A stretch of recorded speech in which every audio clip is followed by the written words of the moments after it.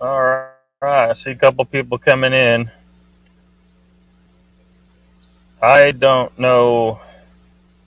Like, I've seen where other people with live streams have been able to back out and come back in, but I don't know if they backed out all the way like that.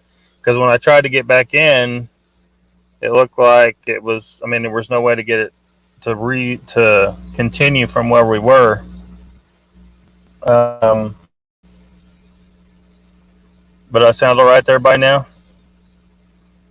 I had to make an entirely new broadcast. Yeah, Brandy is the tech genius tonight, I guess. Um, awesome. See, Jimbo is here. Hello. Yeah, me too. I don't know what the deal is. I think there's too many people on it. Hopefully, hopefully I can get out of here soon and go someplace where I have better Wi-Fi. Um, this is not a bad place to be, but yeah. Mr. Lee says, let's start again. Let's see how fast your comments go up. Sublock.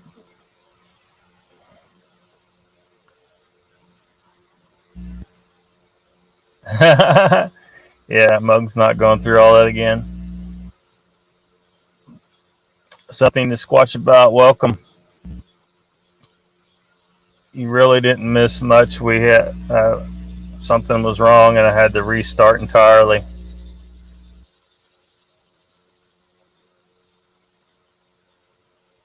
Yeah, I don't know what I'm gonna edit them together later or something. I don't know. Um, anyway, so when I say people that I think that Sasquatch may be um, a member of the same species as us, there's a lot of information behind that and a train of thought that I don't think most people have entertained, and uh,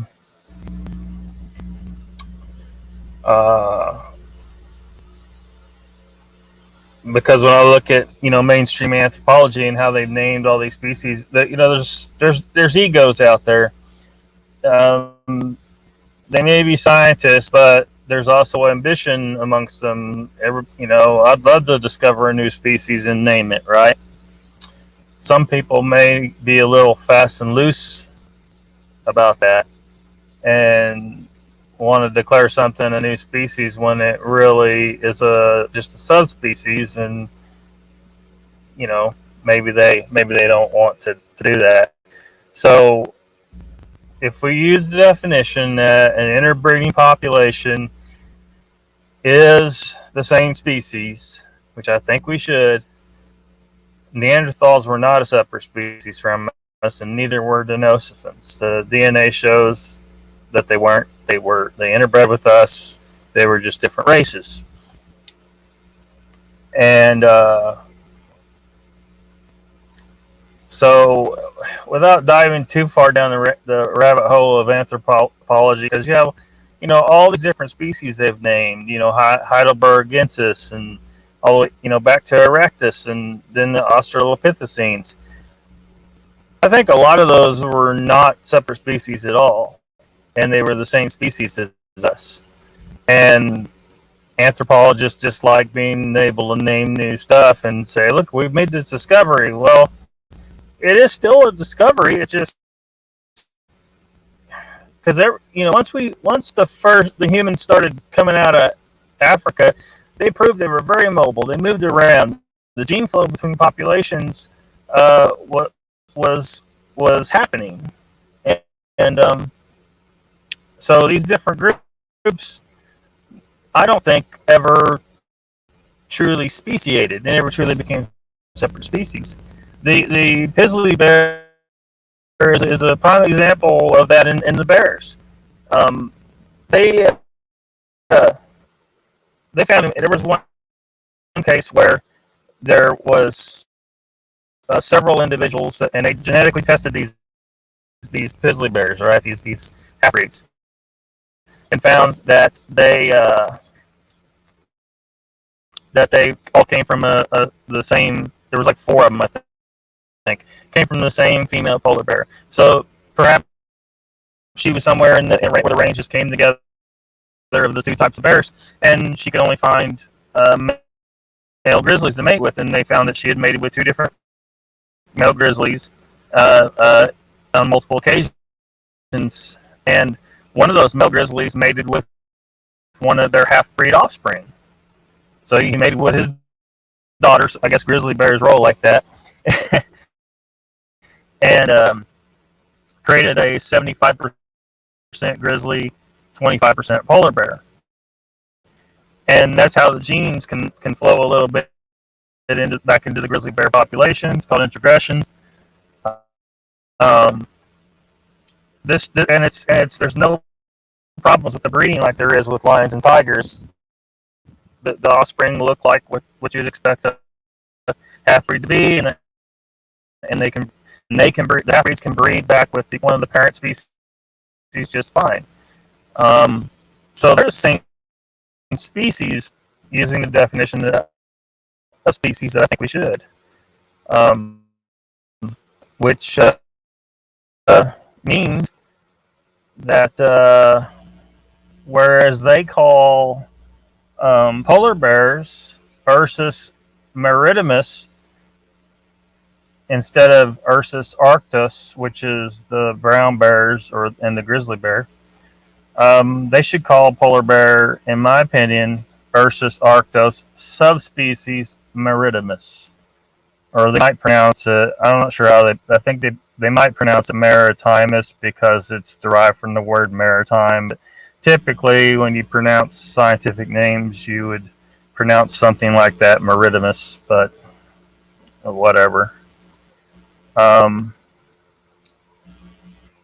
me catch up on some chat here. So, everybody's back, I think. I go to sleep, Mogs, when you're done WTF, so I have to watch replays. Side note, Mogs, the map video had me dying. Yeah, that was funny. I can't believe that didn't work.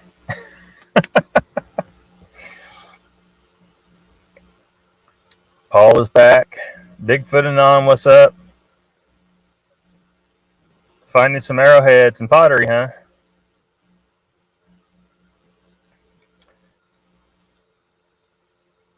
B. Lynn likes the subject. You think Moog's show for that?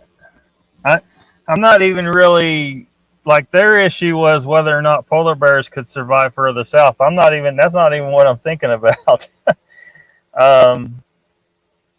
I'm thinking about the parallels with some of the speculation about what Bigfoot is, and now if we talk about the DNA study on supposed Bigfoot samples, there's some people there's some questions about that, and there's some I have some issues with that situation myself. If they do have mitochondrial DNA, the haplogroup H mitochondrial DNA, that's what most Europeans have. If that's true, that basically shows that Sasquatch interbred freely with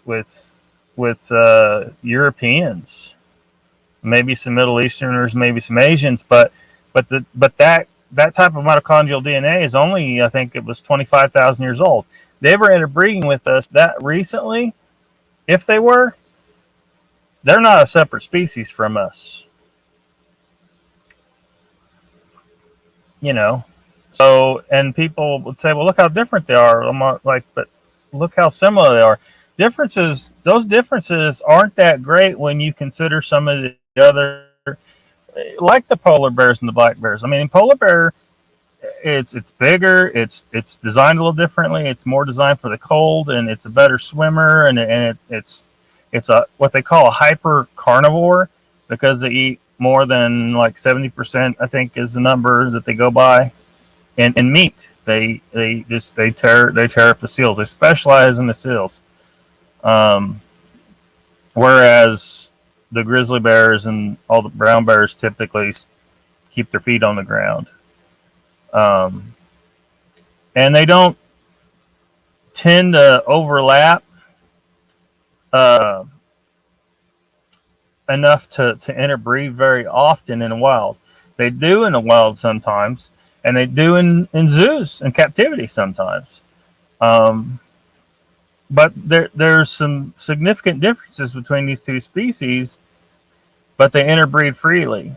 That's why I addressed the species issue. I know they named them as if they're two different species, but I don't think that's correct. Just like I don't think it's correct to name Neanderthals as if they're a separate species or were, because technically my population group is part Neanderthal. We're what's left of the Neanderthals, and the whole idea that that they portrayed them as these knuckle dragging idiots. Well, they probably weren't as much as people have been led to believe. Their brains were bigger than ours even. So now the significance of that's debatable, but I think it's important to note. And but dog breeds are another example of the things that are the same. They're the same species, but how well do you think a Chihuahua and a Saint Bernard trying to breed would go? It wouldn't go too well, but the DNA would work. It's just that the Chihuahua female would not survive the pregnancy or probably the breeding process, and the Chihuahua male would probably never. He'd probably need a good stepladder to get the job done. So it's probably not going to happen. But the gene flow can happen through intermediates. They're the same species. Um, so yeah, I mean, I just think that's a thought that should be out there. We need the data though, like the DNA. I just don't know if it's credible. It's not credible enough for me to take it as a fact. Let's see. Look at the chat. Crystal clear, says Paul.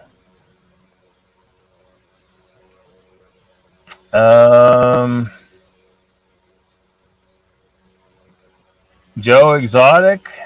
Is Joe Exotic still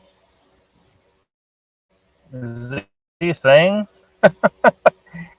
Shouldn't he be in jail or something, or oblivion somewhere, or I mean, I didn't watch that stupid show. Apparently half of America did, though. Mr. Lee asked, are we talking about hybrids? Are we not? With the Pizzly bear, they typically refer to it as a hybrid. That word, it just, I don't know about using that word. In fact, the other day I mentioned somewhere about how I was glad to hear on Squatch Talk where someone was using the word hybrid, and one of the guest or panel members said, well, interbred.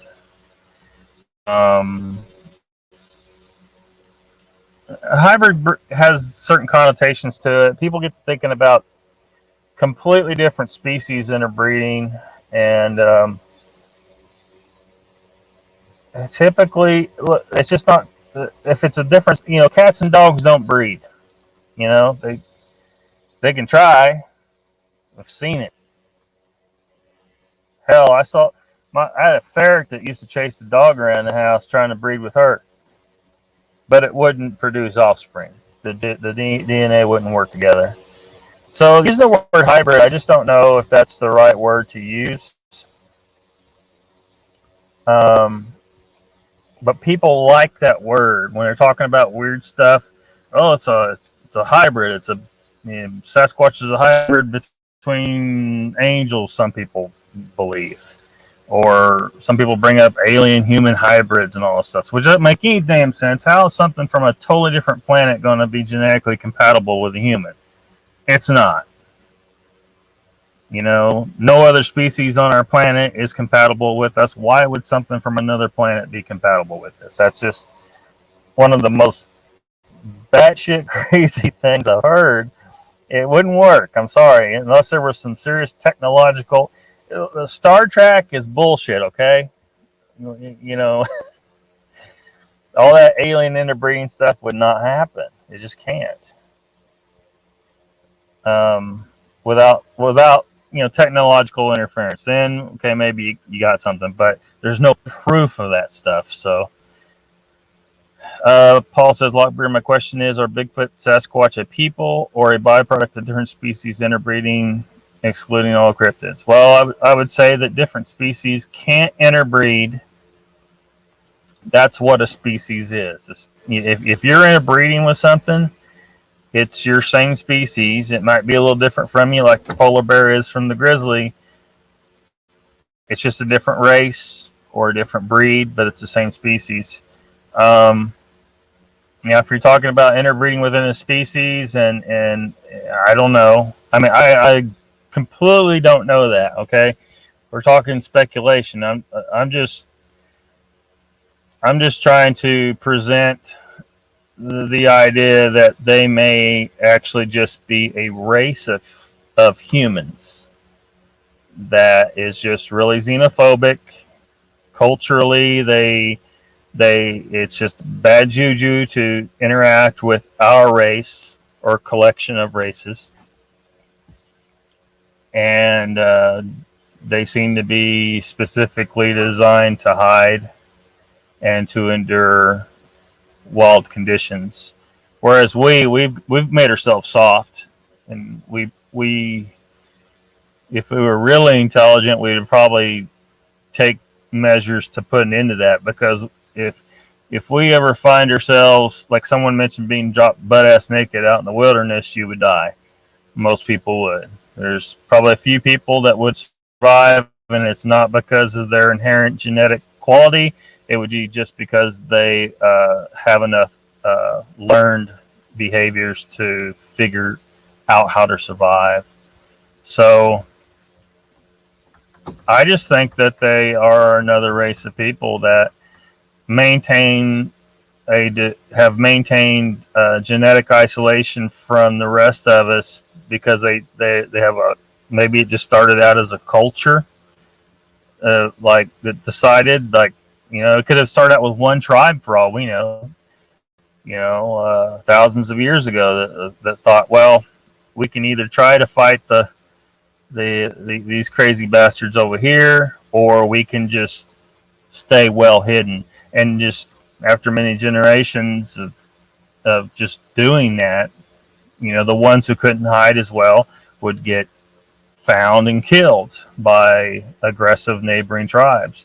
But the ones that could hide the best would be the ones that survived long enough to have offspring, and eventually they bred to be able to hide really, really well, and to survive in the wild.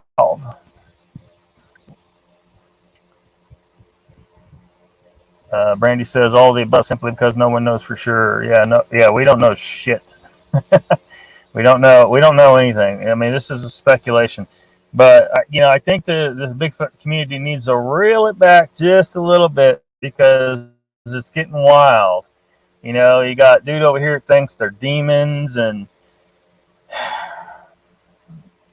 okay, look, show me evidence that they're demons, and whatever the reality is, I'm ready to accept it. But I need evidence. I need evidence of it.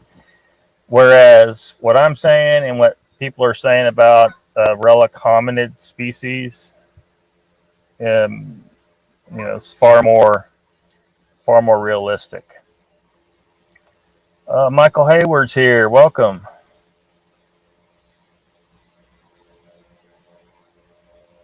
Yeah, they happen every so often. Um, Speaking of the mitochondrial DNA a while ago, I was reading about there's a population in somewhere. I think it's on some islands, an archipelago in Alaska, where the brown bears there are their mitochondrial DNA is the entire population is polar bear, but they're brown bears. So the vast majority of their nuclear DNA, what most people think of, the DNA in the nucleus, your chromosomes, is brown bear. And I talked about this before, how because people, as soon as they heard human mitochondrial DNA for Sasquatch, they immediately you start hearing hybrids. They're the hybrid. Okay, yeah, but interbred probably a better term to use, and you can, because mitochondrial DNA, it's just the genetic material in the mitochondria. Most of what makes up what you are is in your nuclear DNA. And after several generations of breeding a mixed breed individual back into the parent, one of the parent populations, if they keep breeding back into it, eventually genetic recombination completely washes out the DNA from the other species. It doesn't always happen, but it can. That's why, like, if you are familiar with breeding goats, if your goat is, I think they consider a 1/16. If it's got, let's say you're trying to breed up some mongrel goats up to a full blood Boer herd, the Boer breed. If any of y'all heard of that, if you keep breeding them to Boer bucks for several generations, and you get to where your herd is all a 15/16 Boer, that's considered purebred. So the reason for that is because DNA, it's amazing stuff. It recognizes that the Boer is successfully breeding, right? It doesn't know that humans are involved in this case. It just knows that the Boer is successful in breeding, must be the best survivor. And so genetic recombination, is that mechanism removes that other 1/16. Now, it may not be removed entirely at that point, because it can vary. Um, but if they keep breeding back in the Boer, it'll wash it completely out. So that's how you can end up with pure blood Sasquatch people as far as their nuclear DNA, or nearly pure blood, but they still have mitochondrial DNA from Europeans. If that DNA study, the Ketchum DNA study, if that was true, but we don't know that for sure. There's some fishy stuff connected to that. Um,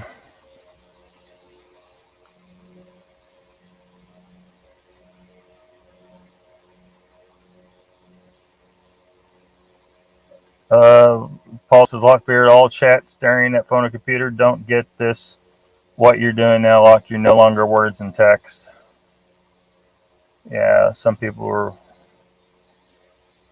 Yeah. Well, you talked about that. I think what you're talking about is how sometimes in text the connotation and doesn't come across. You don't come across right sometimes in text.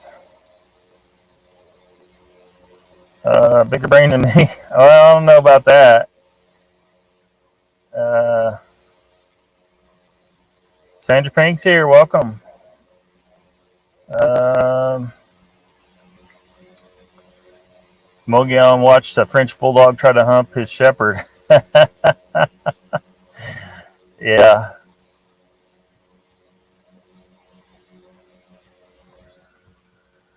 Um, Okay.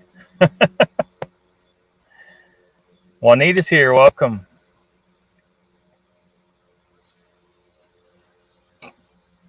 Resentenced. I'm not sure. Paul's going to have some bear ball jerky, apparently. He's in jail. You talking about Tiger King? Yeah.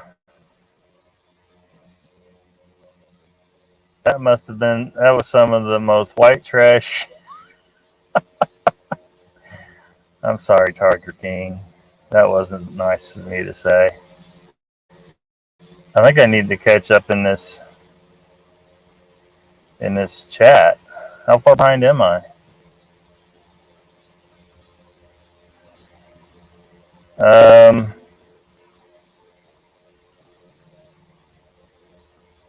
Let's see. Oh, okay, that's what you're talking about. He's being resentenced. Tiger King. Mogollon Monsters. Never seen an episode of that show. Judging by all the clips I've seen, you and I aren't missing anything. Tom Paul Cajun, hey, gotta go. Sorry, I'll rewatch. Be safe. Thanks, man. Not sure which point, but thank you, Juanita.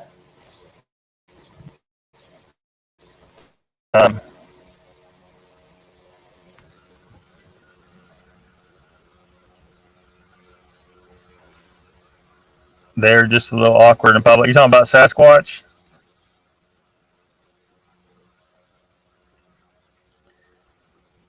I'm giving her all she's got, Captain Paul.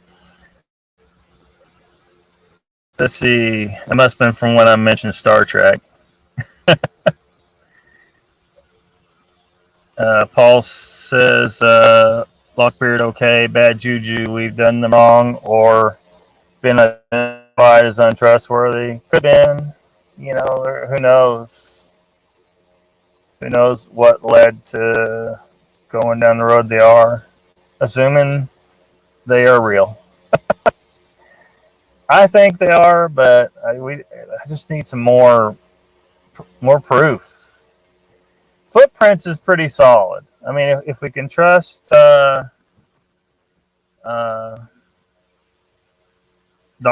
Meldrum, then he has the skills to identify when you're looking at an actual track or not. And with any animal, if there's a track,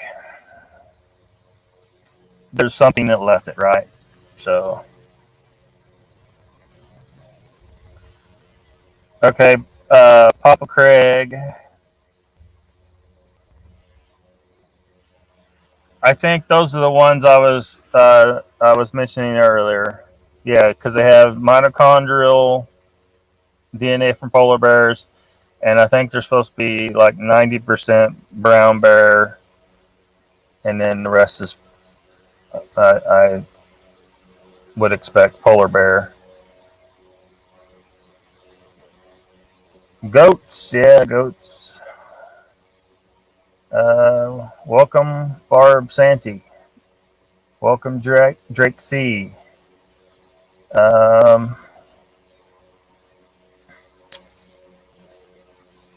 Mr. Lee says he can't see himself breeding goats, although one can dream. Now you're not supposed to. You're not supposed to. Yeah.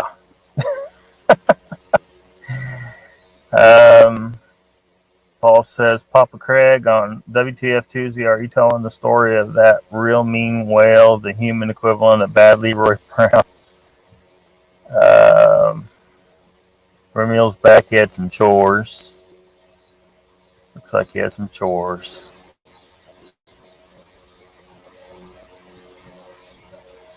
All this chat on here is spastic. It jumps. They don't move smoothly.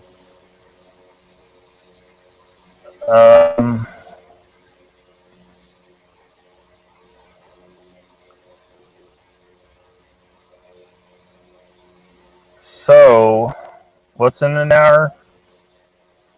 Something's in the hour.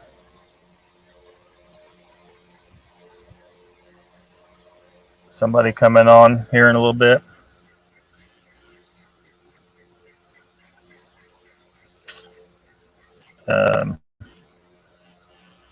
Paul, trying to remember one that's much better than the rest.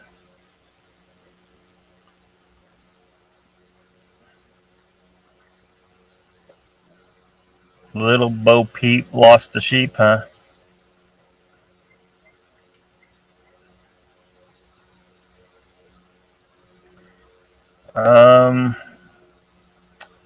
Stump broke sheep. I don't blame you, but I know what I've seen. Yeah, Drake. Yeah, hopefully the people that have seen don't get offended, but some people seem to get offended if you don't believe them, because in their mind you're calling them a liar. Well, I mean, this is no easy subject to deal with. I mean, it's an extraordinary thing. Um, maybe a lot of these people were just mistaken what they saw. I put on the chat some weeks back. They saw what they thought here was a Black Panther. They look out over that pasture all the time. Cows out there and everything else. Intelligent people. There's no reason to think that they could be mistaken what they saw. But everyone can be fooled, right? And we went out there, and what I think happened was that area right there had recently been brush hogged, which threw off the perspective, right?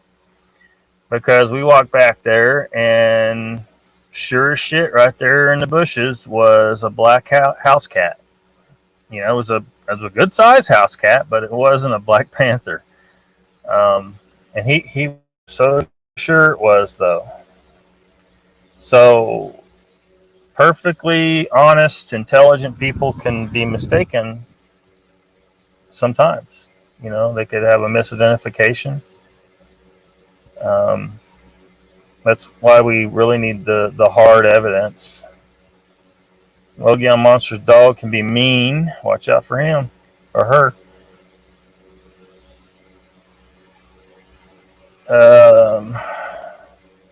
Randy says, how Rough Riders roll, rough. See, Paulie, you start in with the songs.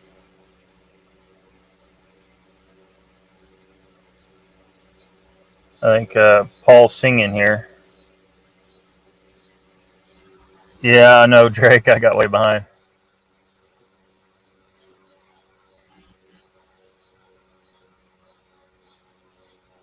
Let's see.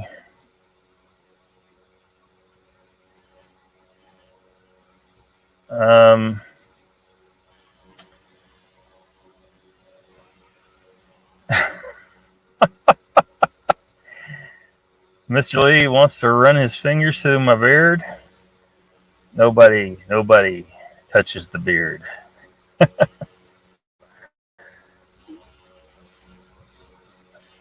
Pop Craig, I don't want to ruin it, but he's named after a porn star's junk. Mr. Lee, beard napping. Your turn. No, I don't want to be beard napped again.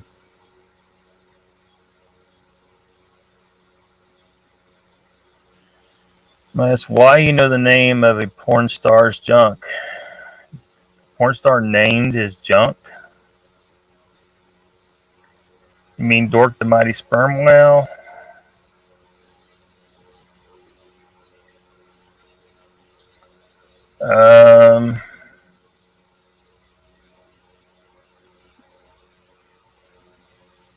Hey, Mid-South. I thought I already said hi to you earlier, but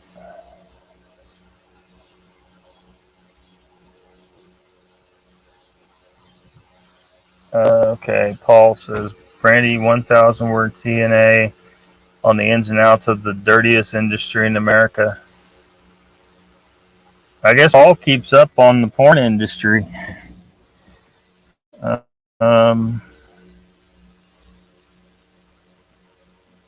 that's going to be one of the first new big kink, right? If Sasquatch is discovered, there's going to be a whole group of people out there that want Sasquatch porn,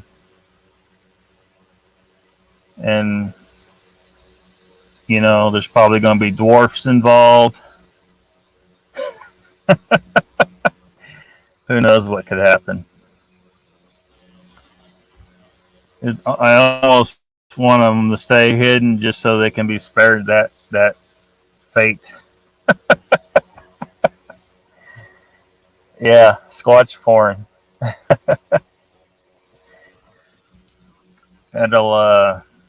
That'll put the 70s porn to shame, right?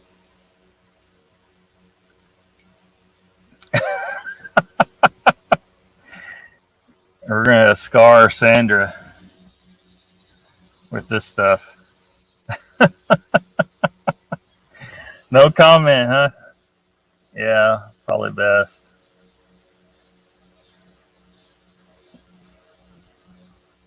But yeah, I think the reason why they brought up polar bears in that live stream the other night is because of the debate about whether or not they could handle the life in the South, and I don't know. They are specialized for the cold. They may not be able to survive as well. So, but you would think a zoo would be able to keep them alive. How the hell did a zoo? They got just keep their water cold, keep their enclosure, have them a cold place to go. They ought to be fine, but I don't know.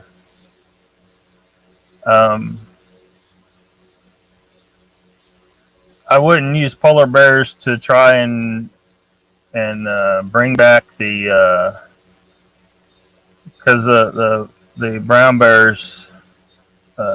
There used to be a Mexican variant, and they're extinct now. The same species, it was just a different breed. But I don't know. I don't know if anyone would want to try and bring them back or not. And the best thing to do would be to obtain some DNA. Hopefully, someone's got some DNA from the actual Mexican brown bear to create an embryo, and then allow a normal, like a grizzly or something, to give birth to it. Yeah, short-faced bear. Before I'm kind of sad that some of the older species are gone that were bigger than what we have. I mean, I know a lot of people are like, no, I'm glad those things are gone. But, because what people understand, it's only been 13,000 years since the Younger Dryas impact. There are 160 species of megafauna that are supposed to be here but got wiped out by an astronomical impact. Now, a buddy of mine, he argues that no, it was a natural event that took them out, so they belong gone. And I'm like, well, it depends. When a rock falls out of the fucking sky, I think it's a natural event, but I would see no problem with trying to bring back some of those other species, but just put them somewhere where people aren't gonna. Well, I mean, you probably, like, if you brought back some of those bigger bears, probably put collars on them, trackers, and tell people, look, if you go into this area camping or whatever, you need to have like an app on your phone that tells you where those bears are at all times. So if one gets within, a couple miles of you, to move away. And that would work, I think. I mean, we have the technology now to do a lot of cool stuff. to allow us to live next to um, problematic species, things that would freaking kill us a lot easier than what we have on the planet right now.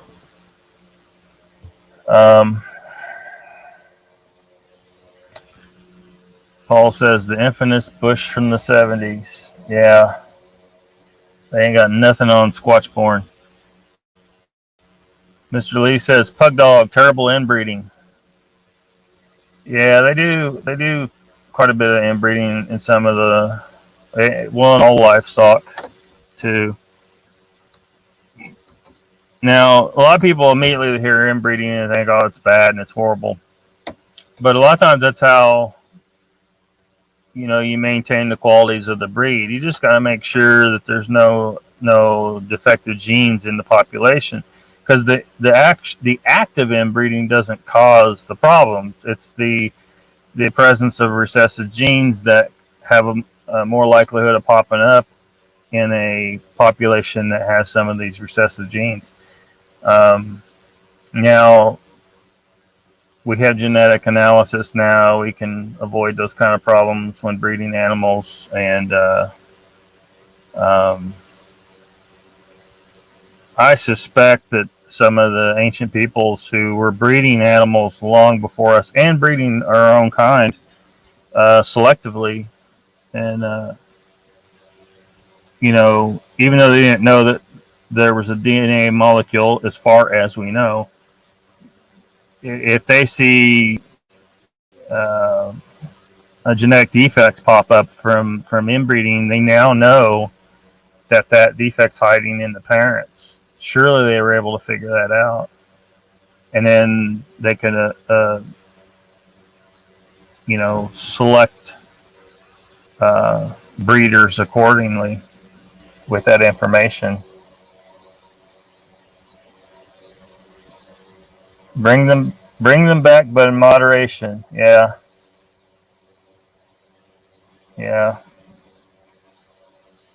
Well, I'm not talking about all the way back to Jurassic Park, though. That's far enough back that every ecosystem on the planet has changed drastically and is not designed to have dinosaurs in it. What I'm talking about is the Younger Dryas impact that happened about 13,000 years ago, and I've mentioned before that it appears that there was a major and possibly very technologically advanced human civilization at the time. All these megalithic structures that we can't build ourselves, really. I think if we tried really hard, we could, but it would be so obscenely expensive and time consuming and difficult. Well, no, I mean, some of the features appear like we couldn't even pull it off, but yeah, I'm talking about the more recent extinctions, the woolly mammoth, rhinoceros, the giant sloth, the giant cave bear, and all these. There was like 160 different types of megafauna that existed. This is why because you think about it, you got these massive herds of woolly mammoths, right?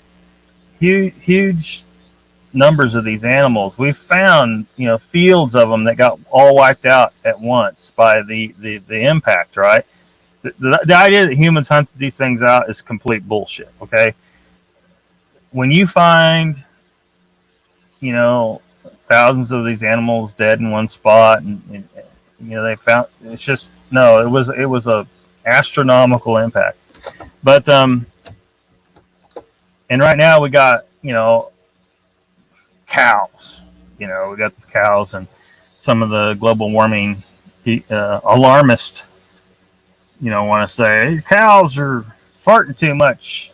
Well, what the fuck do you think those herds of woolly mammoths and rhinoceros and all those gigantic animals are? You think they didn't have gas too? I mean, it's just absolutely ridiculous.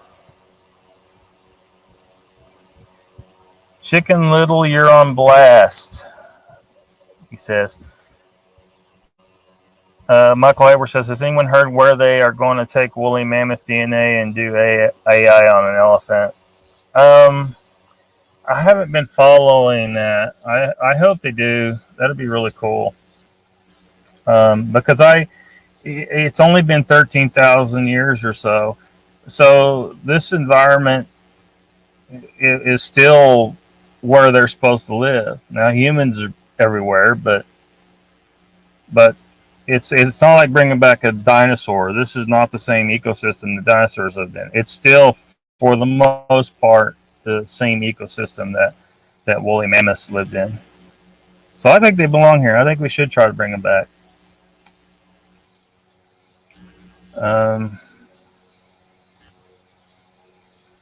Yeah, they've been talking about it for a while. They're bound to do it at some point. They got the DNA, and they have the ability to make the clones.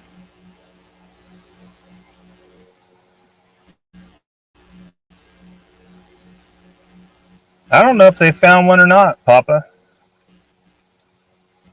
They may. I don't know. I hope they do bring some back. We'll just be real careful where we put them and all that. Rick C says, I would love to see LOCKBEARD riding on the woolly rhino. Yeah, that is the appropriate steed for me, I think. Mr. Lee says, word. Brandy says, I think they mentioned since the cells were so old, I think they were damaged when activated. Yeah. So they may have to, the technology may have to catch up to be able to pull that off, to fix it. They may be, because DNA is really a language. It's just a molecular language. It's a 4-letter alphabet language. And humans are pretty good with languages. We're eventually going to learn to speak and read and write that language. And we're already fiddling with DNA, and we got this CRISPR nonsense going on. And we'll eventually figure out how to, it'd be just like software developers, just whatever they want to do on the computer, they just got to write the code. Well, if you want to create unicorns, I think humans will eventually be able to write the code, stick it in a cell from something that makes sense, or we may even be able to build the cells. In fact, because a lot of people, like when they argue against abiogenesis, right, the life from nothing, not created by a higher being, but just how did it arise, right? And one of the arguments they make is, how did the cell wall form to contain the cellular? They talk about how the DNA form and how the cellular, but the cell wall, it's like phospholipids and stuff. And anyway, there's and I got in the back of my van here what I need. I throw that stuff in the blender. The molecule, it's I forget what it's called anyway. The molecules arrange naturally into hollow spheres, and they're the same molecules that make up cell walls. Real, just throw it in a blender. It's not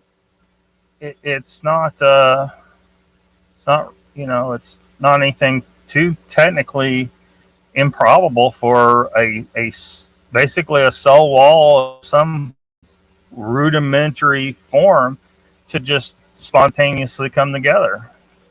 And what reason why I got that is to make liposomal encapsulated vitamin C. So and what that is and you can mix any vitamin into this mixture, and when the liposomes form in the mixture with whatever vitamin you want, they form around the vitamin in the mixture, so that when you take it in, they're called liposomes, but they're the same, pretty much the same type of structure as a cell wall. So when they encounter a cell wall, they can enter it real easily. It allows the transport of vitamins into your cells really easily. So if you're wanting to megadose vitamin C, you want to get liposomal encapsulated vitamin C, or create it. So that's why I got that stuff. The the the because it absorbs really well.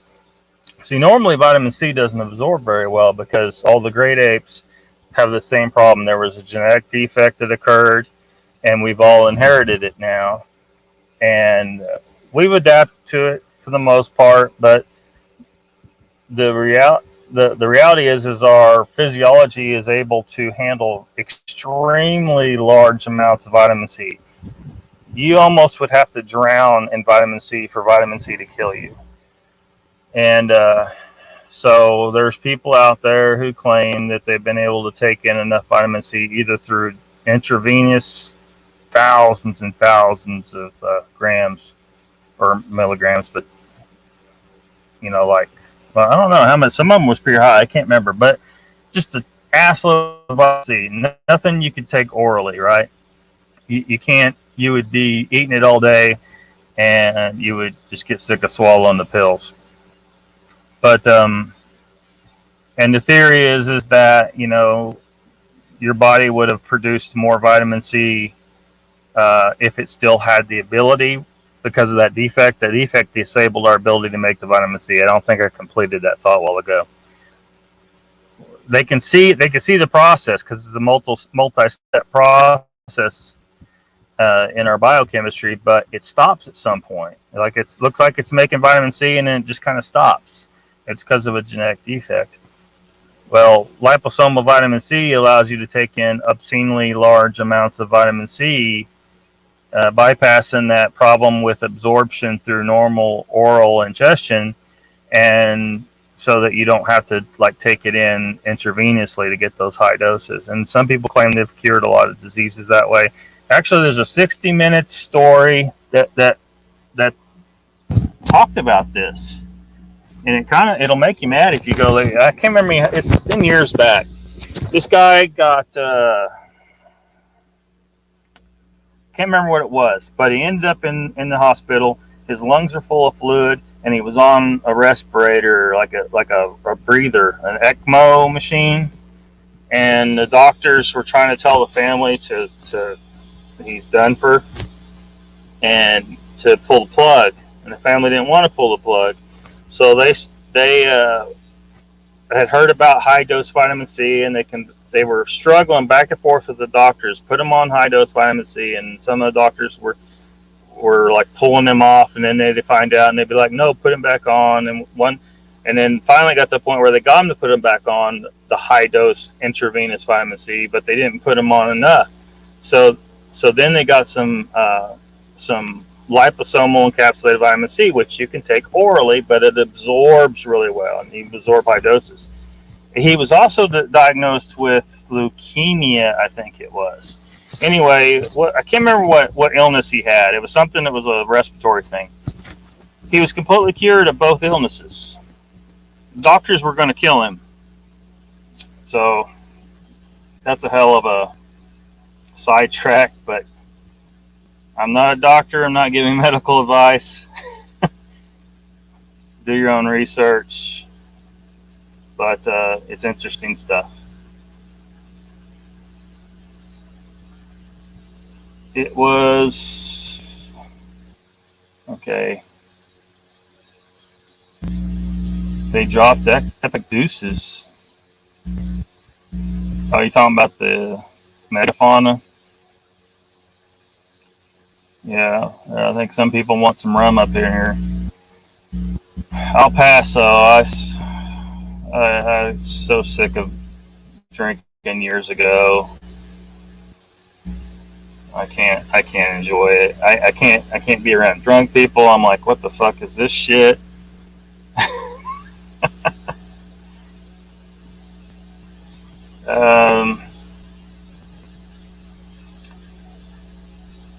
there's a study of making computer code in the DNA or using DNA. No, I was just comparing it. I'm just saying that just like people can write computer code, we'll eventually be able to write DNA code, I think, to create whatever the hell we want. Like, it won't even be about bringing back woolly mammoths. It'll be about, you want a dog that can, cook a souffle. You'll be able to make it, put it on order and have it made, or something that never existed before. They'll be able to invent whatever they want. I mean, it's DNA is just a code, just like computer code. It's just, once you have the ability to build the DNA molecule and write it however you want, it'll be crazy times. And then humans will be like trying to rewrite the DNA of their offspring and stuff, and maybe that could turn out good, but maybe it could turn out very bad. It's going to be a spooky time when they really get a handle on creating new organisms that way.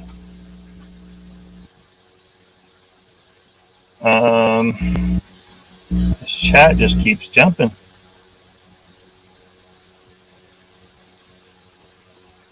The old woolly woodchuck.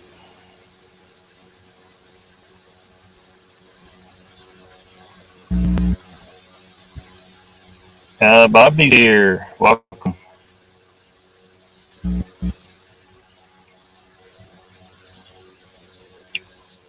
I'm trying to catch up to where y'all at. LOCKBEARD, I've been sober for 3 weeks. You gonna make it?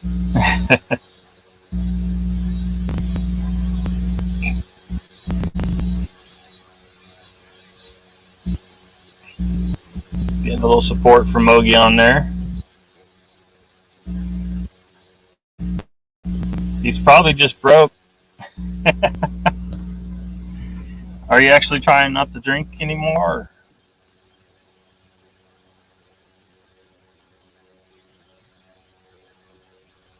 Oh no, I ain't worried about nobody's prejudice. There's always going to be somebody that don't like you or agree with you, so whatever.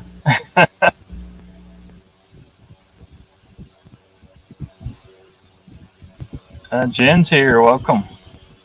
Mr. Lee's on keto. Yeah, Mr. Lee, we gotta spread the keto word. You, me, and Daily Dan. I don't stick to it all the time. I should. I do feel better when I'm just eating. Well, usually it's not just keto. It's strictly carnivorous.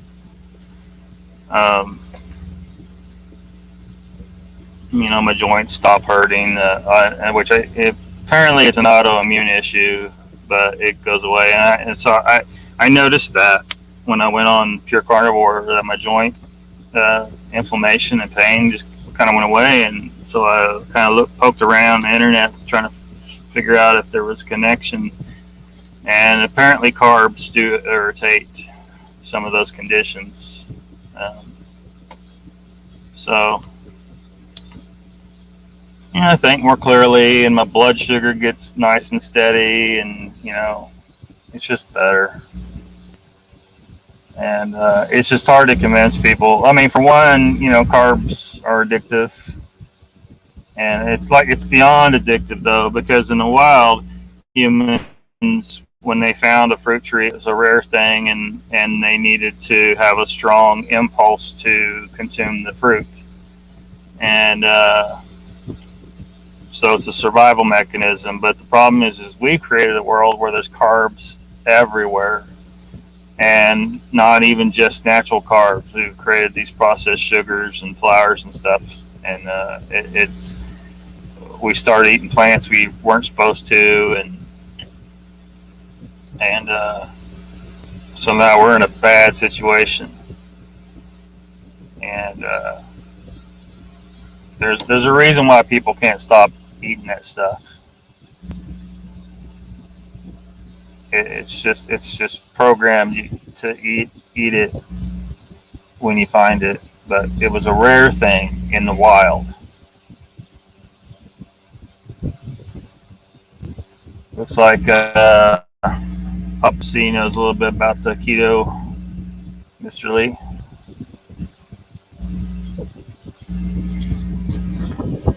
Hopefully y'all still hearing me all right.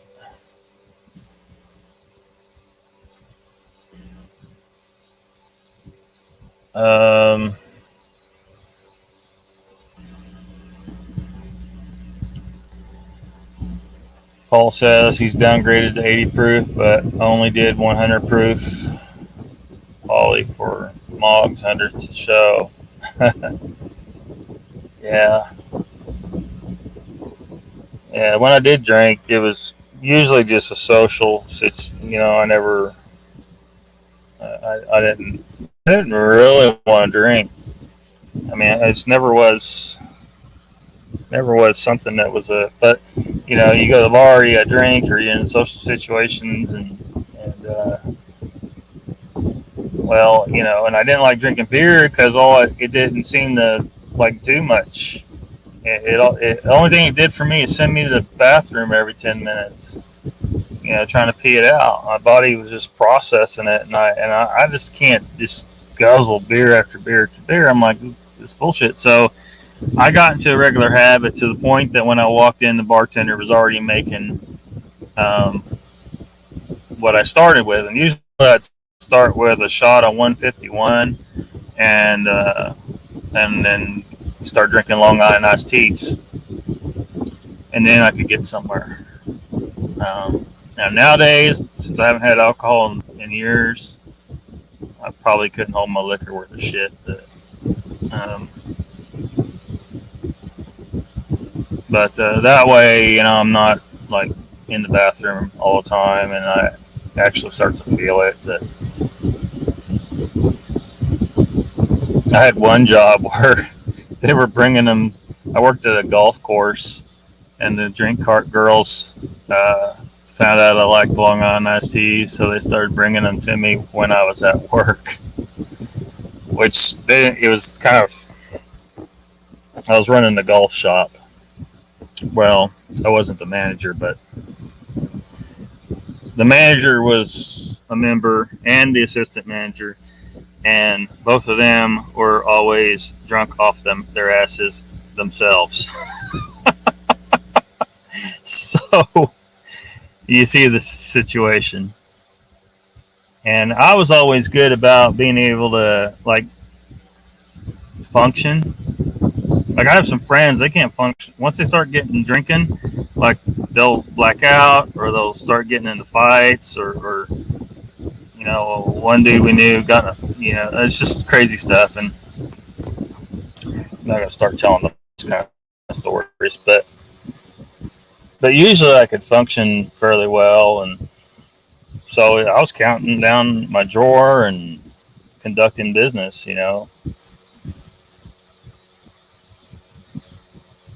Homeward bound from the Arctic ground, rolling down the old Maui brandy. Paul says, Brandy gonna sit around the kitchen, fix me something good to eat, make myself a little high, make the whole day complete. We're gonna hang around the shanty mama and put a good buzz on. Welcome, Tony Rock the Fams. Welcome to the show. We're not even talking about Pizzly bears anymore. Not really a whole lot. I was just making a correlation to it, and it came up on Mog's show the other day. And if people like to see a little bit of little bit, well, it didn't get heated, but they were kind of debating a little bit because there was a guy who wasn't. He's not in the Bigfoot community. He was just dropped in kind of random, and he wants proof of. He wants to see a little more proof of Sasquatch. He's having a hard time believing it.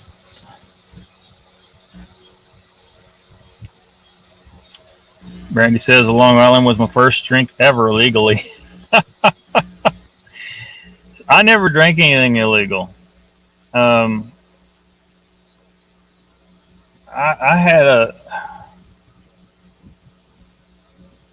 there was some alcoholism in the house growing up, so I didn't have a good opinion about alcohol when I was young. And then when I got to college, I was almost 22 when some of my friends finally talked me into doing it, and I told them, so look, part of the reason why I don't want to do this is because that alcoholism resulted in violence, and I don't want to be violent.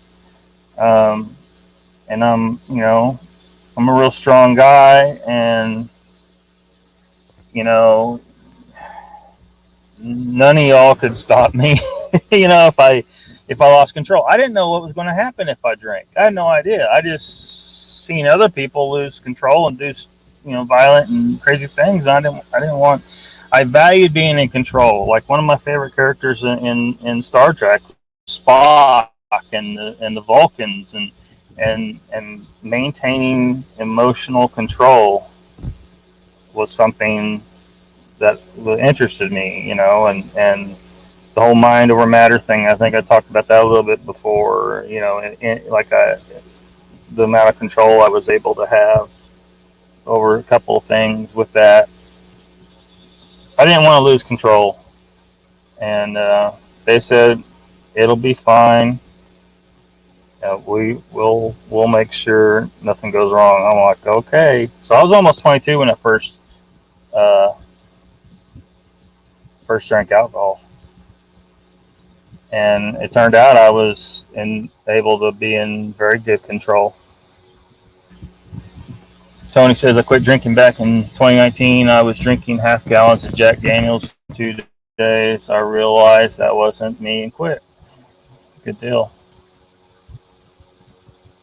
Yeah, when I think back to how much, because when I got to drinking socially, I started doing it a lot, and it got to be my normal routine. I go to work, go to the bar, go to bed, right? And it got to be a 6-day-a-week thing. So a lot of money, a lot of poison in the body. So I wish I could go back and not done that, but it happened. So Paul says, go, Brandy, go big or go home.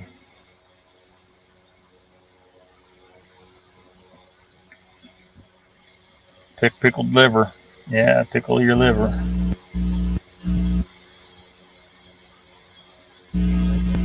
Jen says, more fun to watch drunks these days. I'm old. I get real irritated with them myself. I don't like, and my friends, I think some of them have gotten irritated with me in the past because they're going somewhere and they're going drinking, and I'm like, I don't want to go. I don't want to be in a bar. I don't want to be around a bunch of people that their mind is just,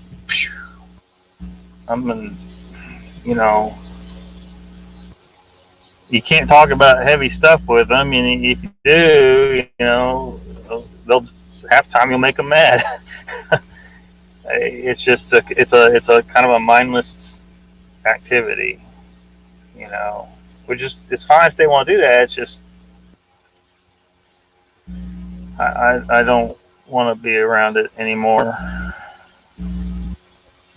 Brandy's no drinking anymore. Me either. That's where Blackberry comes in the mix. I've been 4 years, 2 months since I quit. Remiel, let's hit the thumbs up. Yay, thanks, Remiel. Brandy says, I do still keep whiskey around if my teeth act up or after dental work. Don't do narcotics, gargle some. Man, I don't like dentists. Oh, man. I don't want any people, shit, sometimes I have nightmares about not being able to breathe, and when they start getting in my mouth, it just like triggers that. And then of course the last time I went to the dentist, all he did was give me painkiller and yank out a wisdom tooth when there shouldn't be any damn wisdom tooth. I told him, I said, I swear, 20 years ago I had all my wisdom teeth yanked out. Why is there a goddamn wisdom tooth in my mouth? And he said, oh, it's just one of those things. No, it's not just one of those goddamn things. Yep, a dentist yanked my teeth. The last time I've been to a dentist, the only reason I'm in here right now is because I keep getting repeated infections in my teeth, and it hurts, and I can't figure it out, you know? And he couldn't tell me why.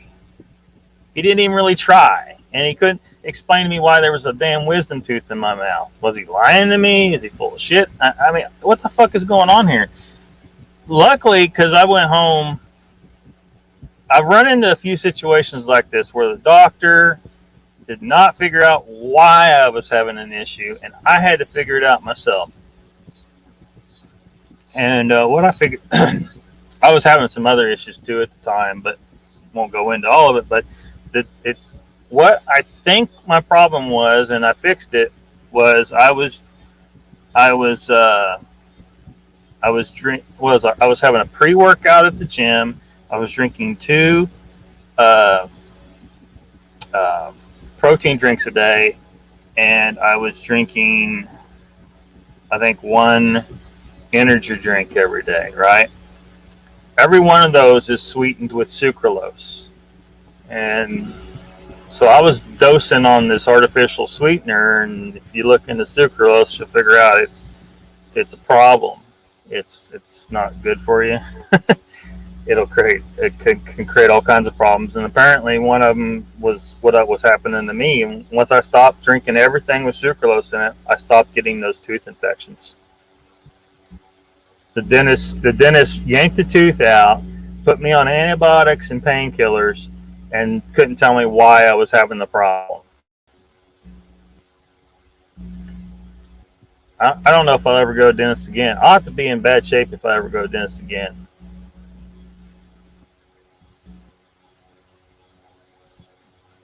What about moonshine, Mr. Lee 3PO? I almost made some once, but I don't drink, so I don't have any motivation to do it. Papa C had to stop at age 35 and 87.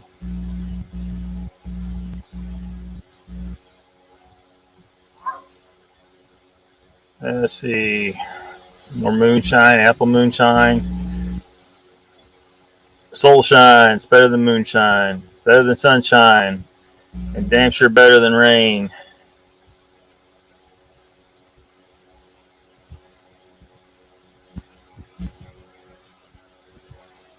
Yeah.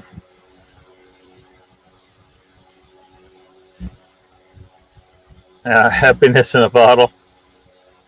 I don't know. You got, like, some of these bars I've gone to, I see all these old men sitting around, and they look fucking miserable to me. All of them looking for a woman. You know, they're all looking for a woman. And yeah, especially that bar up there. That bar was, very few women were in there, and if they were already with a guy. So all these guys were just sitting there just drinking and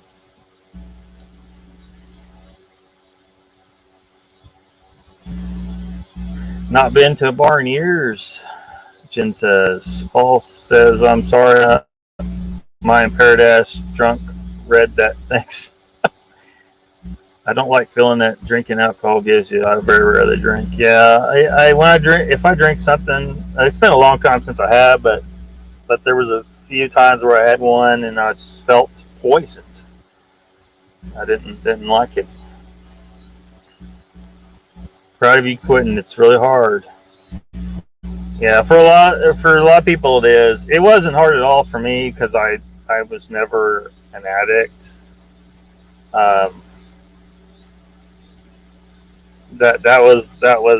So you know how they say it runs in families. Well, I think maybe that's true in some cases, but in other cases I think it's more of a learned behavior. And I think in my case I just learned not to have an addictive personality, I guess. Hard to say. All I know is I wasn't addicted. Like it just, there were multiple points in my life where I just, kind of just stopped going to the bar and didn't even think about it. Just didn't.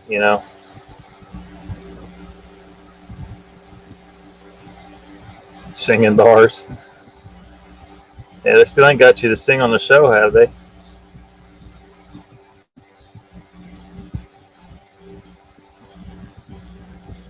I like going to bars, but then you get some dingbat that can't hold his liquor and has to prove something. I have to face everyone who can't hold their alcohol, has to come to me and want to fight. Yeah, Tony. So many times been in that situation. Didn't like it. I mean, I'm there to have a good time. Find a girl. Not there to fight. But it seems like some people just their whole goal is to go fight.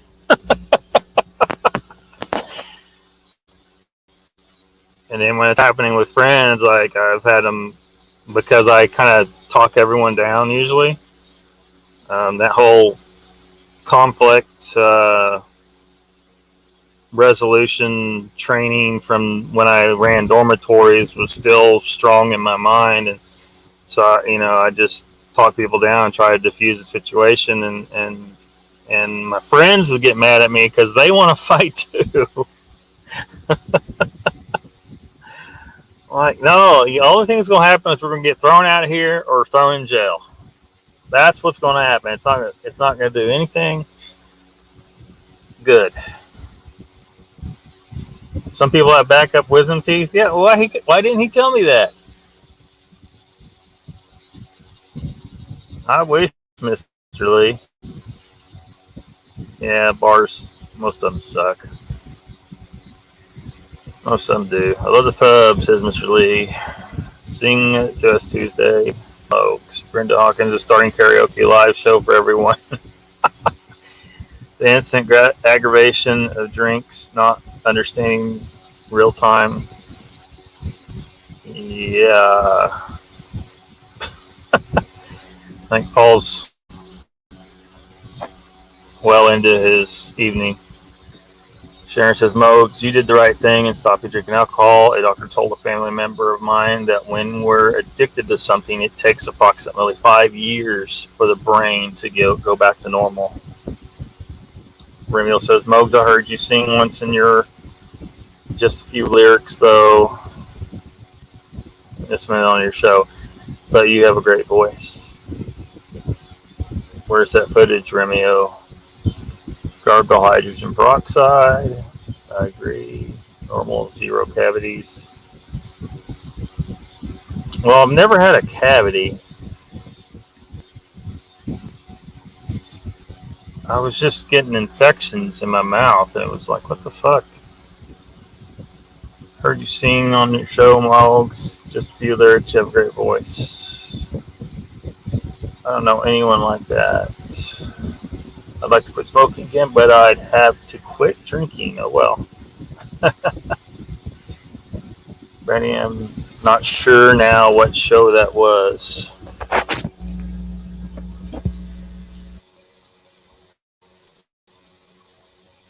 Folks said if I didn't start, Brandy, darn, I wouldn't be here today.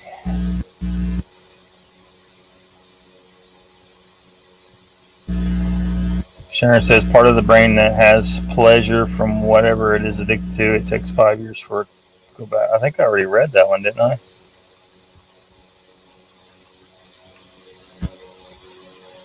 I never fought drunk. I cried sometimes, Brandy.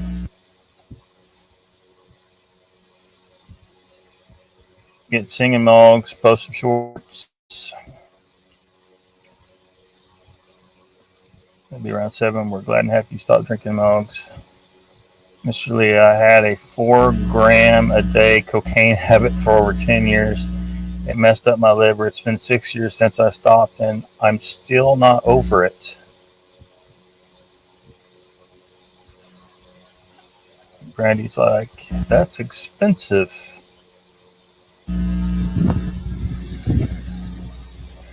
Yeah. It's good he stopped.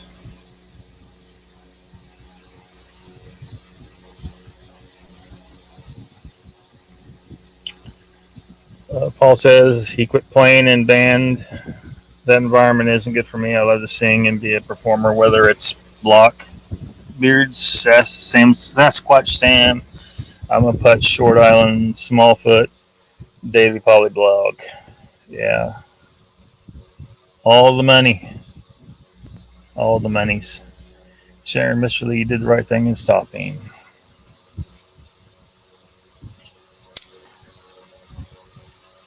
Trashed me too 35 years ago. The booze was the problem, not preforming. It was around Iron Dogger's birthday. I may record some karaoke tomorrow evening at the American Legion. Nothing good comes out of it. Yeah, folks, you should. Been waiting on some Garth Brooks.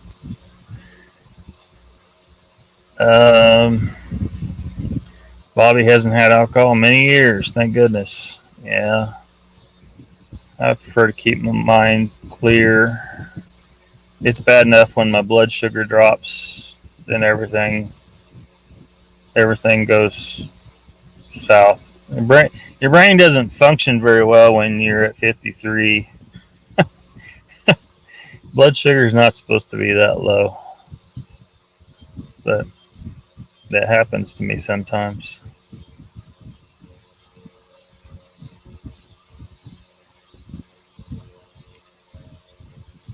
Sang some Garth Brooks. Moog said, calling Baton Rouge. Well, hopefully that made some sense to some people. Trying to, put that thought out there that the possibility that all these different species of hominids are not different species. They were just different races. One of my favorites, and I don't know how the world's going to react to this hypothesis, right?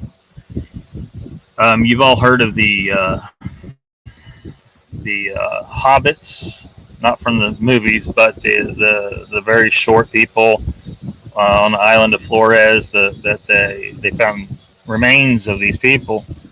They call them Homo floresiensis.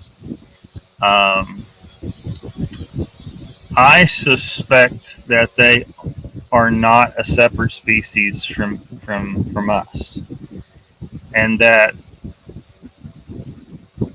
I'll just throw it out quick and dirty, and y'all just run with it, or take what you want from it, or once we see some DNA, we'll know more. Because because what I think, I've met Southeast Asians who are like 4.5 feet tall. They're really short Southeast Asians. So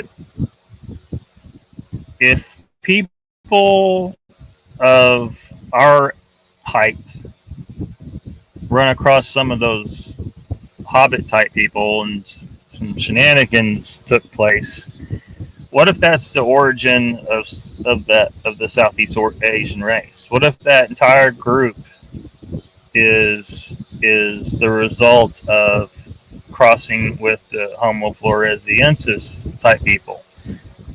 If the DNA pans out and shows that that's what happened, well, they were Homo sapiens, and we could probably call them subspecies floresiensis, but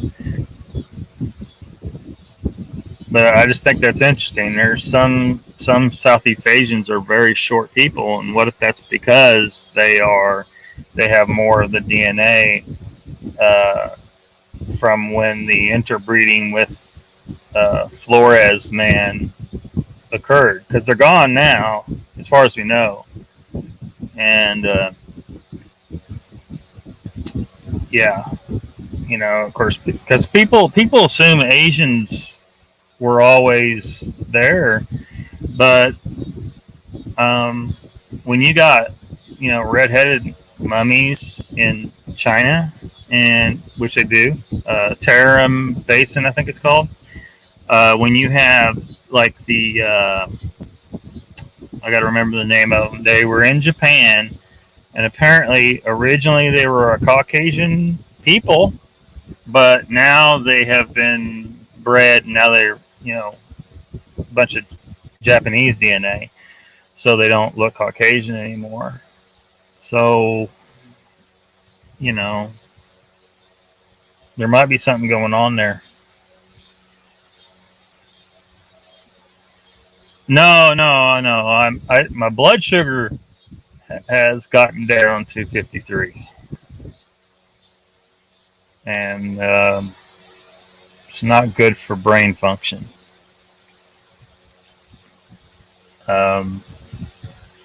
Yeah.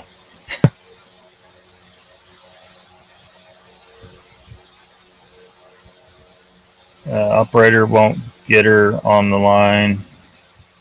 All it takes is a couple words. Actually, it was the river.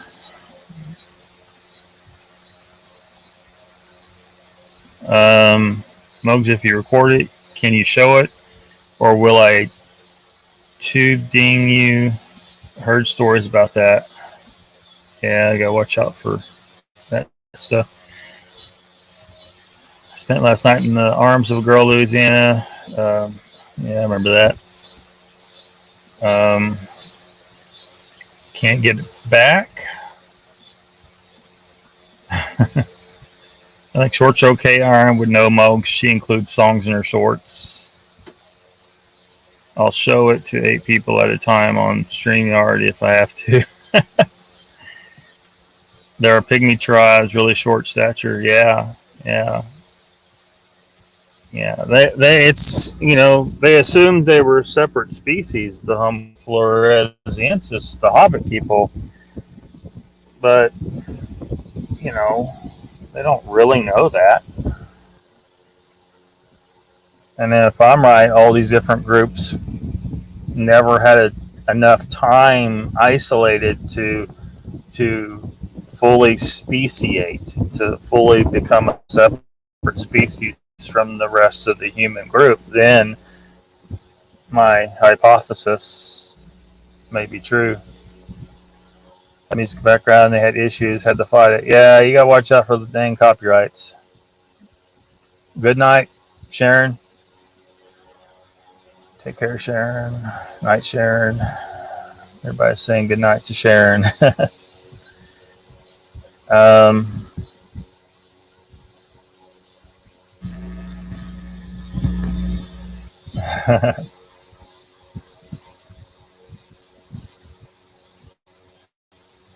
I don't know if I should say, Mr. Lee.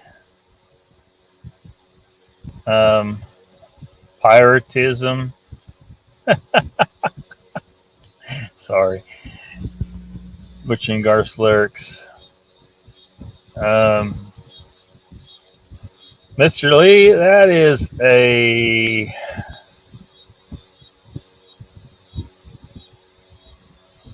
That's hard to answer.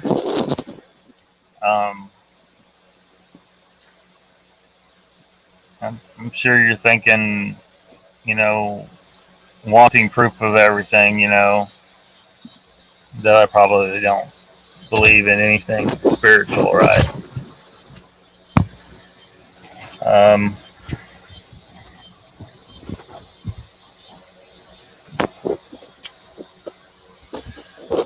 Defining what I am, man, I don't even know where, because from a certain point of view, you would call me an atheist.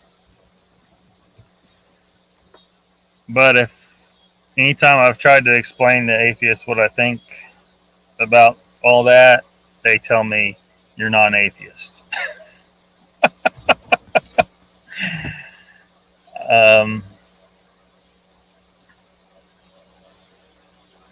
I'd have to go down the road of explaining the nature of what you would call the spiritual realm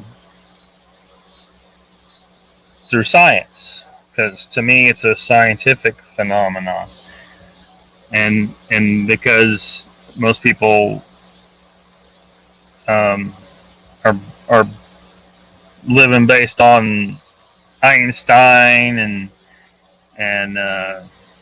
quantum physics, and they've been told about space time, by freaking oh, Stephen Hawking and all them types, you know. And of course, most people are like, they don't even know what the fuck to make of that shit, right? And a few people, they kind of think they understand, but the reality is space is not a thing, and time is not a thing. It's just how we measure something. Like they turn non-things and make them into things, and now you're probably like, what the fuck is he talking about? I'm talking about the spiritual. I'm not good at explaining this, but um, what you would call a soul or a spirit in the science that I go by, that I think is correct, is it's not a magical thing. It may seem magical to people, but it's not. And it's really just a collection of signals. And they propagate through what the ancients called the ether. And of course, mainstream science doesn't want to accept the ancients knew that there was this substrate upon which all of reality is created on. There has to be a substrate. You can't have light propagating through empty space. It needs to have a medium to propagate through. It's one of the hints that there's the ether exists. Now, what the fuck the ether is, you know, we arrive at the same place. Where it came from, what it is, we don't know. Just like, you know, religious people don't know where, they can't tell you where God comes from, and then they try to use the argument, well, where'd the Big Bang come from? Well, nobody knows where the very basic level of reality came from. Okay, we're all equal on that, but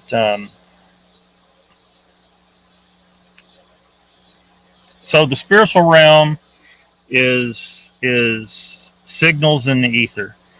So when mainstream science tells you that your brain is the origin of your consciousness, it's kind of bullshit. It's sort of,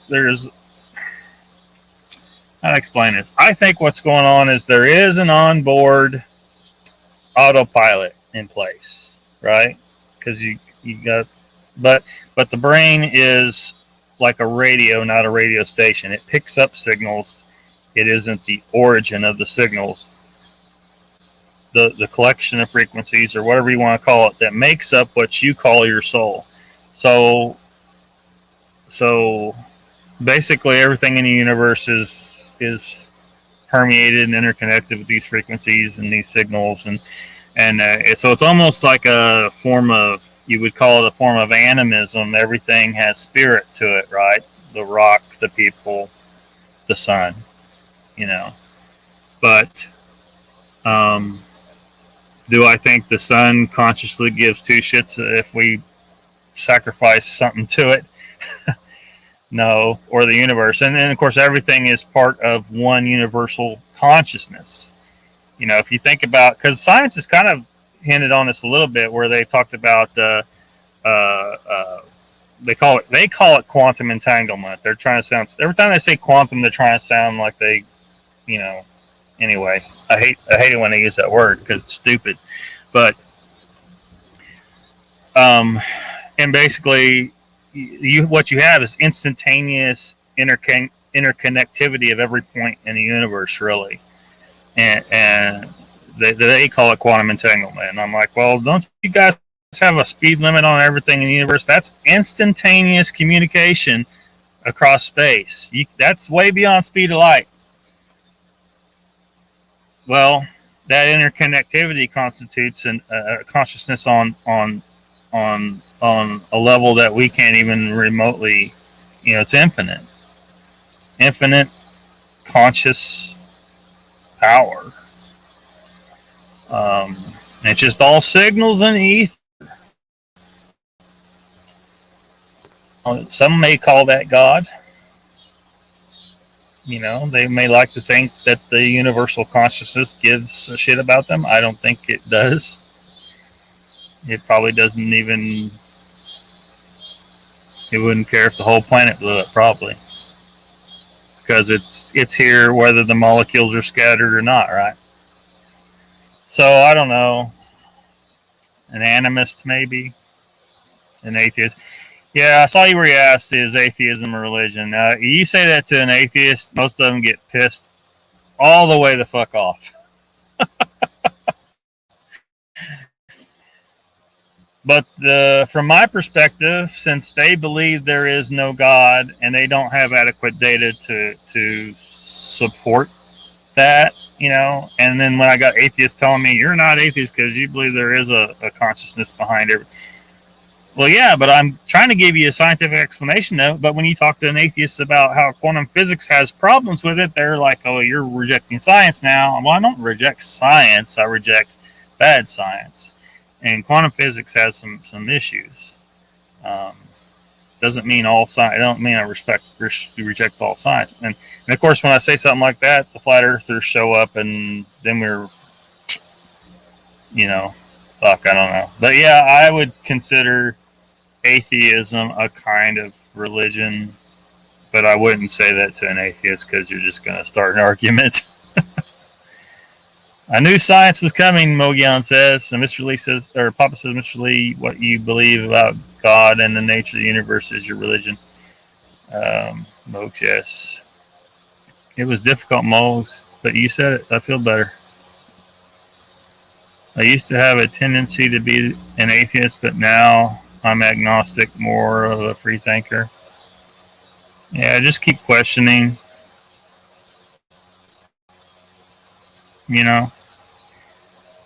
Once you don't be a fanatic, is probably most important. Fanatics end up killing people half the time and doing crazy stuff, and just play it cool, and don't try to force it on other people.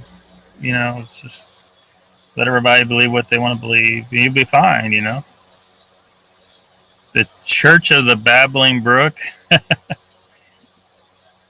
All right, I was planning on staying, but gotta show Lockbeard. Good yar, mate. Yes, take it easy, man. Thanks for coming. They made those no things measurable. No things? I'm not sure. Remiel, I would say I'm also a free thinker. Card. Which makes them a thing. Well, they try to make stuff into it's like waves. They basically try to say a wave is a thing. I'm trying to figure out how to say it. It's funny, the one guy I know of who's really prolifically putting out information about this kind of stuff.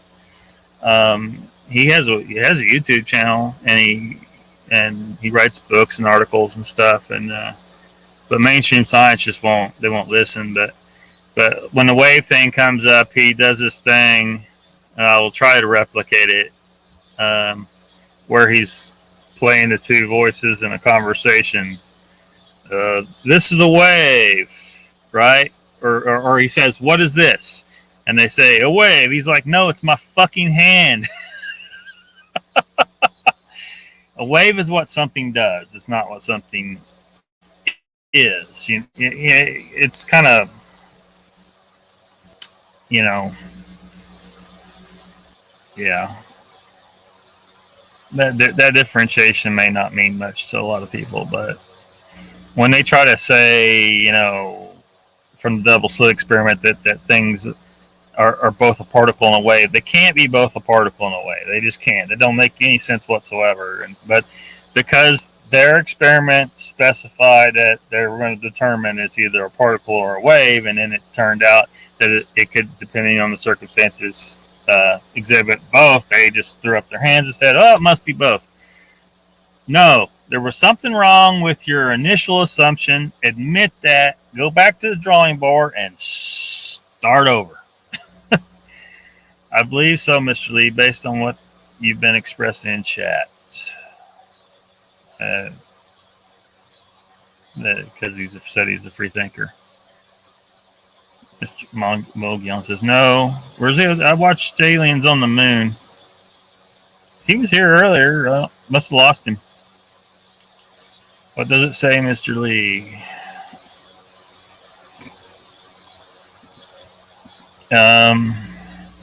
Remiel says everything is energy. The energy may have forms that we may still not be fully aware of, unlimited possibilities. Yeah. Or as Nikola Tesla said, if you want to understand the secrets of the universe, think in terms of frequency, vibration, and energy, I believe was the quote.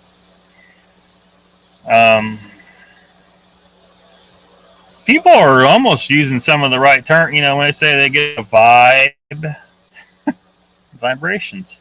Theoretically, your brain picks up signals all the time, and that make up you. So it's not that far fetched to think it might be picking up some vibrations it's normally not supposed to. Like, you're not normally supposed to be psychic, I don't think. You have biochemical, and that would be a whole nother thing to get into. I ain't gonna try to go down. Talking about psychedelics, DMT, and all that stuff, and how the brain works. I think it's meant to isolate. It's like a radio. You tune to a particular frequency, and you got to stay on that damn frequency. But psychics, they're like, let's just wiggle the dial a little bit. Or when you take DMT, you're fiddling with the dial too, or mushrooms, or LSD, or all that shit. You're messing with that chemistry that's designed to kind of keep you as an individual. And for what reason? People talk about it all the time. They think that we're here to have unique new experiences and try to understand the universe, trying to understand itself, that kind of stuff. I don't know. But for some reason, we're supposed to be, focused as an individual and not be, we everybody doesn't know everybody else's thought. We don't. Yeah.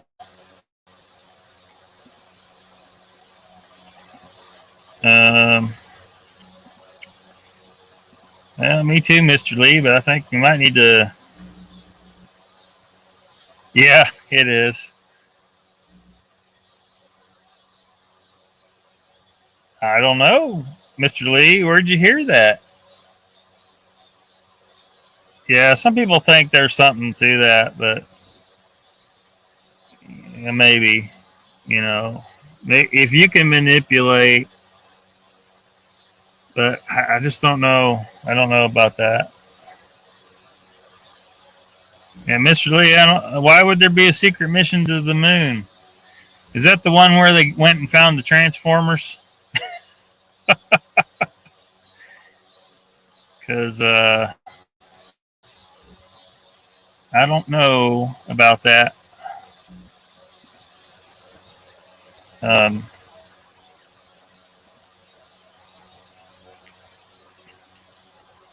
Aliens on the Moon documentary. Well, there's claims of that. But as far as I know, there's no evidence. The only things that interest me about the Apollo missions, unless Bigfoot and all's right and NASA's lying to us, the experiments that the Apollo missions did that seeming to give some weight to the idea that the moon is an artificially constructed, hollow, titanium space station of some kind.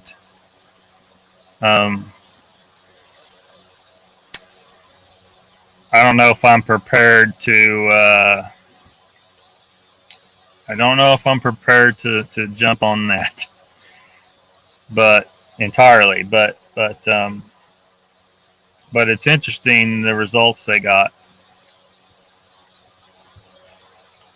Well, y'all, we've been on here more than a couple hours. They found alien hybrid woman and have footage of it, but she looks like a sex doll. Yeah, I mean, how do we know if that wasn't faked? You know? Yeah. Um, I think I'm gonna go ahead and wrap her up, y'all. It looks like Central Florida Bigfoot's on. Probably been on for about 25 minutes or so. So if y'all want to go over there and tell them you're raiders from LOCKBEARD ship, have fun. Um, let's see. Gravitational pull of the moon and tidal activity don't support the notion of the hollow moon. Well, it's not that it does have gravitation, but they were doing like I can't remember. It was like some kind of they determined the density was too low of the moon, and then there was issues like the high titanium in lunar samples, and the craters are way too shallow for how wide they are. Just there was several different things, and then the Apollo experiment with the seismic equipment all seems to have indicate that it isn't exact. It isn't just a rock, so it's going to still have gravity, but it should have more if it's a big rock that size. But hey, Mark, yeah, I'll see you next time. Headed to your horn. Good day, man. Got to watch then. Yeah, I'm gonna go ahead and shut down.